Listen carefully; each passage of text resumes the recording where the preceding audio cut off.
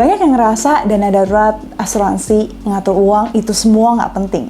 Yang penting punya uangnya, investasi, dan cuan.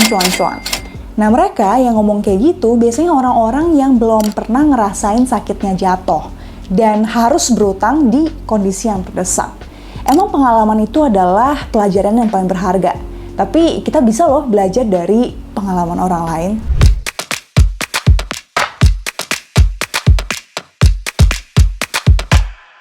Hai, kabar baik di sini. Semoga di sana juga ya. Sampai juga di episode ketiga dari challenge perjalanan 365 hari mengatur uang. Di 2 episode sebelumnya kita udah bahas tentang financial check-up dan money defense di video-video yang ini ya. Nah, di video yang ketiga ini kita bakal kupas tuntas sedetail-detailnya tentang dana darurat. Dari kenapa sih penting banget dan kenapa harus dikali minimal 6 bulan, gimana cara ngitungnya, cara ngumpulinnya, sampai cara alokasinya. Langsung aja kita bahas. Pertama, kalian pasti tahu dong dana darurat itu apa? Iya kan? Kalau enggak, aku sedih sih. Kayak namanya aja, dana darurat ya untuk keperluan yang darurat, seperti di PHK, laptop rusak, ban motor pecah, demam tinggi, sakit gigi, atau tiba-tiba ada debt collector depan rumah nagih utang saudara atau orang tua kita. Hal-hal kayak gitu kan datangnya suka nggak permisi ya. Malah paling suka mereka tuh datang pas lagi mepet nggak ada duit. Kalau kita nggak nyiapin dana darurat atau dana jaga-jaga dan pas nggak ada duit, bisa aja kita minjem ke saudara, tetangga, kenalan, pinjol, sampai lintah darat deket rumah. Syukur-syukur nggak dikasih bunga. Tapi ada juga yang harus bayar bunga sampai 1% per hari, alias 25% sebulan, alias 300% setahun. Inilah kenapa perlu banget punya dana darurat, terutama buat kita-kita yang keuangannya mepet. Kalau duitnya banyak mah bebas ya. Apalagi kan agak gimana gitu ya kalau beli asuransi untuk proteksi laptop, ban motor, atau cover rawat gigi yang biasa preminya tuh nggak murah. Maka solusinya tuh pakai uang dari dana darurat. Dan emergency fund ini tuh salah satu pilar dasar dalam membangun rumah keuangan yang kokoh dan tahan lama. Karena nggak ada gunanya punya banyak investasi, tapi kalau kita sakit atau di PHK, harus narik dari portonya, apalagi kalau dalam kondisi floating loss. Nah sekarang setelah ngerti fungsinya, next harus tahu juga cara ngitungnya. Karena setiap orang itu butuh dana darurat yang beda-beda nominalnya. Dan ada 2 variabel yang menentukan. Pertama, pengeluaran pokok bulanan kita. Dan kedua, jumlah tanggungan, alias orang yang bergantung hidup dari penghasilan kita. Tanya kak, kenapa cuma pengeluaran pokok? Karena itu adalah biaya hidup yang wajib dikeluarin entah kita punya uang atau enggak, dan itu yang harus diproteksi. Terus kak, kenapa jumlah tanggungan itu ngaruh banget? Karena tanggungan kita ini kan bergantung banget ya sama kita. Jadi kalau ada apa-apa nih sama mereka, entah sakit, butuh uang, atau dicari debt collector, walaupun kita nggak rela ya bantunya, pasti mau nggak mau bantuin juga kan? Karena again, mereka itu tanggungan kita. Tabelnya kira-kira begini ya.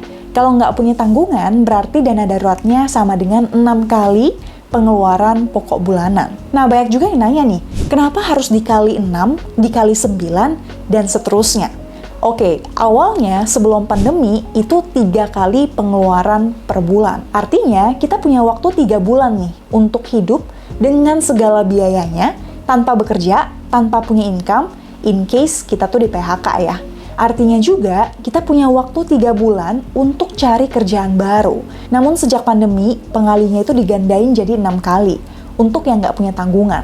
Karena sejak 2020 sampai sekarang, lebih susah nih untuk cari kerjaan baru. Dulu mungkin 3 bulan cukup ya, tapi sekarang mungkin butuh 6 bulan. Kalau kalian gimana? Butuh waktu berapa lama untuk nyari dan dapat kerjaan sekarang? Coba tulis di komen. Sekarang, coba kita praktek hitung ya. Yuk kenalan dengan Arya, umur 25 tahun dan punya income 10 juta per bulan. Dia tinggal bertiga dengan ibunya yang tidak bekerja dan adiknya yang sedang sekolah. Dan pengeluaran bulanan dia tuh seperti ini. Dari analisa sederhana, kita mesti tahu nih bahwa pengeluaran pokok Arya itu sekitar 6.150.000. Di mana hangout dan investasi itu nggak termasuk pengeluaran pokok. Dan jumlah tanggungannya itu 2 orang. ibu yang tidak bekerja, dan adik yang masih sekolah. Jadi, dana darurat yang Arya butuhkan itu 12 kali 6.150.000 sama dengan 73,8 juta. Lumayan juga ya. Lanjut ya, yang paling penting nih. Gimana caranya bisa ngumpulin uang 73,8 juta itu? Bisa-bisa nggak mulai-mulai nih investasinya kalau nunggu uangnya kekumpul semua. Oke, menurutku mulai dari realokasi aset yang kita punya sekarang sih. Pasti kita punya sedikit tabungan kan? Atau malah mungkin banyak investasi. Tapi dana daruratnya masih bolong-bolong. Atau ada juga orang yang emang nggak punya sama sekali. FYI, dana darurat itu idealnya 50% di tabungan bank. Dan 50% lagi di aset yang low risk dan liquid. Seperti reksadana pasar uang, reksadana obligasi korporasi tertentu, deposito yang bisa cair kapan aja, nggak kena denda, dan bunganya dijamin LPS. Ada yang rekomen emas, tapi aku pribadi kurang prefer karena harganya bisa turun. Ada juga yang saranin dolar, ini juga bisa turun ya. Tapi kalau kita punya exposure ke luar negeri, misal anak lagi sekolah di luar, atau rutin check up ke Pineng, boleh tuh taruh sebagian dana daruratnya di dolar. Kita langsung pakai contoh alokasi aset Arya aja ya, seperti ini. Nah, total asetnya kan 52,5 juta. Kalau tarik semua investasinya untuk dana darurat pun masih nggak cukup sebenarnya. Jadi, kalau aku jadi Arya, aku bakal realokasi sebagian investasinya untuk ngumpulin 50% dari dana darurat 73,8 juta. Atau sekitar 36,9 juta dulu. Jadi itu adalah target pertama dari posisi sekarang yang cuma punya 4 juta di tabungan. Aku bakal realokasi investasi yang Arya nggak terlalu ngerti. Misal, in this case reksadana saham dan kripto ya. Setelah realokasi, kira-kira bakal jadi begini. Nah, kedepannya Arya kan bisa nabung 3.350.000 per bulan, seperti ilustrasi awal. Dia bisa alokasiin setengahnya atau sekitar 1,7 juta ke pos dana darurat yang di tabungan atau di reksadana pasar uang, bebas. Setengahnya lagi bisa dialokasiin ke investasi yang sesuai dengan tujuan keuangan, profil risiko, dan juga pengetahuan Arya. Lakuin cara ini setiap bulan sampai uang di tabungan dan reksadana pasar uang tuh masing-masing mencapai 36,9 juta. Dan dana darurat Arya resmi terkumpul. Nah, nanti kalau di tengah prosesnya ada suatu kondisi darurat yang mengharuskan kalian untuk ngambil dana darurat itu, ya nggak apa-apa, ambil aja. Karena emang itu kan fungsinya. Tapi ingat, setelah itu nabung lagi untuk balikin ke level idealnya. Karena pasti akan ada situasi darurat lagi ke depannya. Well, itu dia pembahasan detail tentang dana darurat dari A sampai Z.